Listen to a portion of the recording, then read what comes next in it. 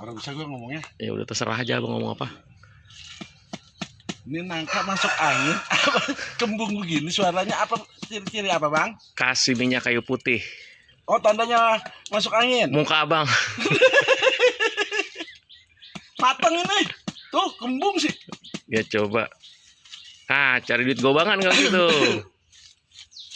Ya kali nangka dikerokin. Ya kalau Biasanya kata orang dulu mah ini kalau yang kembung begini kelebuk-kelebuk matang. ya coba dah. Tuh, abah lihat. Salah.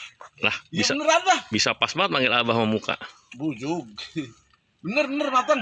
Udah pelintir aja kalau gitu. Tangan abang.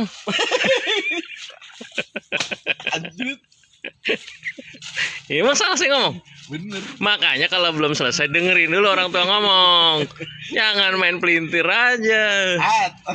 Kayak masih biasa potong letter. Oh. Menteng gelai.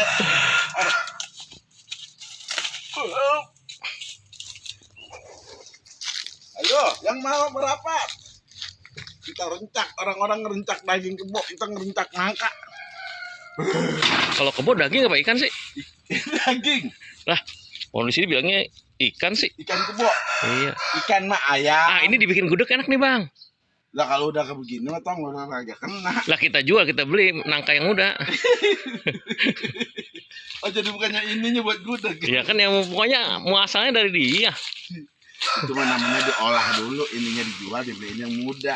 Oh, jadi mau nyari yang muda, Bang? Kalau bayangin dari tai babal ya, dari angkup, tai babal. Bentar dulu, yang ngerti angkup, tai babal, abang doang, yang lain kagak ngerti. Ilok loh.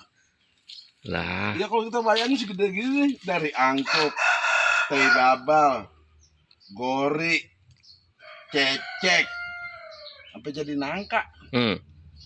Berapa lama ini apa segini? itu kira-kira waktu jembatan Semanggi dibangun sampai sekarang jadi, nah di baru dah tuh. Tapi semuanya berguna itu dari Iya, gimana? Masa Melayunya? tapi semuanya berguna. Berguna. Oh, ada manfaatnya. Ya. Pertama angkupnya buat obat berak-berak. Angkup apaan? Itu kembang nangka yang masih kebungkus, tai babal yang masih kebungkus.